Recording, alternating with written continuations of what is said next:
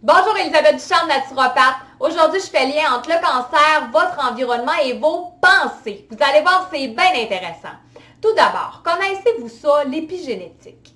Si vous ne connaissez pas, l'épigénétique, c'est une branche de la science qui vient nous prouver que notre environnement, au sens large du terme, peut modifier l'expression de certains gènes dont on hérite à la naissance et donc influencer notre état de santé.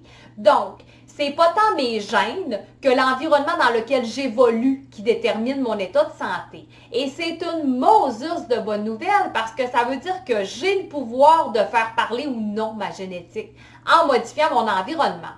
Et c'est d'ailleurs ce qui a été dit dans un communiqué de presse qui a été fait conjointement entre 3 organismes nationaux importants que je vais mentionner en source sous ma vidéo YouTube. Et donc, dans ce communiqué de presse-là, il a été dit que pour seulement 5 à 10% des cancers, la cause est endogène, donc venant de l'intérieur, comme une altération génétique par exemple. Pour les 90 à 95% restants, la cause est exogène, donc provenant de l'extérieur et donc de l'environnement. Quand je parle d'environnement au sens large, ça inclut, oui, la nourriture que j'avale, mon mode et mes habitudes de vie, évidemment l'air que je respire, tout ce que j'ai dit dans mes capsules précédentes, c'est aussi vrai pour le cancer, mais ça implique aussi mes comportements. Donc, les paroles, les pensées, les attitudes et les émotions que j'entretiens vont aussi influencer l'expression de mes gènes et donc ma santé. C'est bien beau tout ça, mais comment je fais ça, reprendre le contrôle sur mes pensées? Quand on sait qu'on émet environ 60 000 pensées par jour, dont 90% sont inconscientes et négatives, on comprend l'importance de reprendre le contrôle sur nos pensées rapidement. La première étape, c'est de les conscientiser, ces pensées-là. Donc, quelles pensées m'habitent?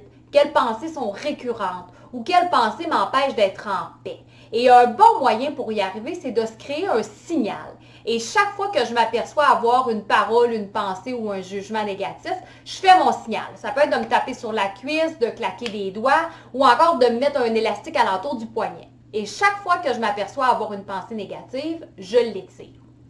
Je vous suggère de faire ça pendant minimum une semaine et à la fin de la semaine, il y a des bonnes chances pour que vous vous disiez « mais je suis donc bien négative ». Et c'est tout à fait normal, mais l'objectif, c'est pas de se punir ou de culpabiliser, c'est de conscientiser. À la fin de la semaine, vous allez aussi être en mesure d'avoir un portrait plus global des attitudes que vous entretenez. Et une fois que vous êtes plus conscient de tout ça, vous pouvez passer à la deuxième étape qui est de reprogrammer l'inconscient.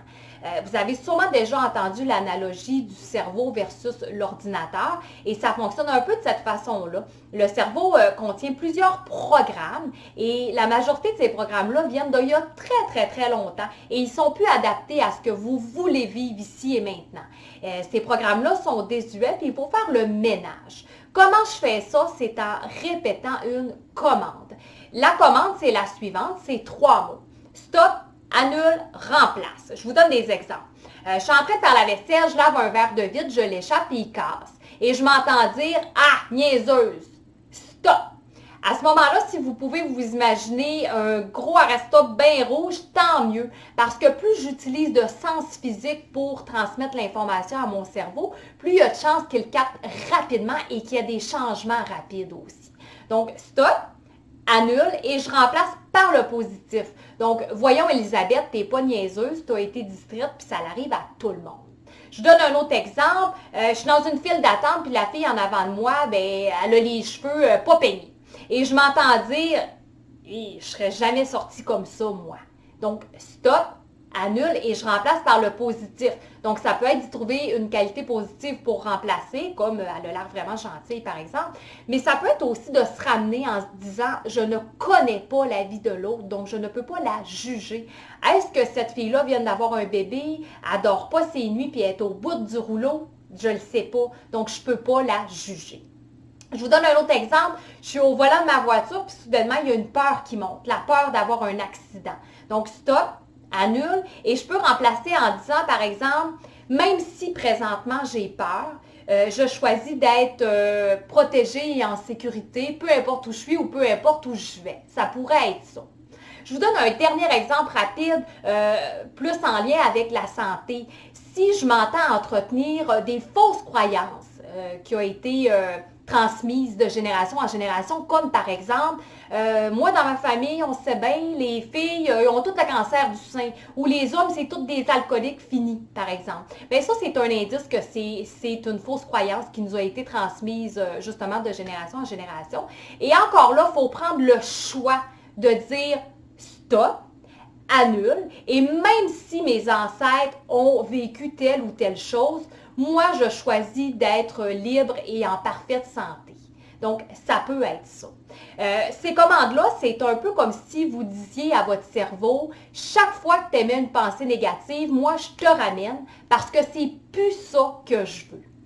Malheureusement, la pensée magique, ça n'existe pas. Il faut répéter, répéter, répéter jusqu'à temps que ce soit intégré, puis jusqu'à temps que vous voyez des changements dans votre vie. Personnellement, je peux vous dire que ça m'a pris des années avant d'être pleinement consciente des pensées qui m'habitaient.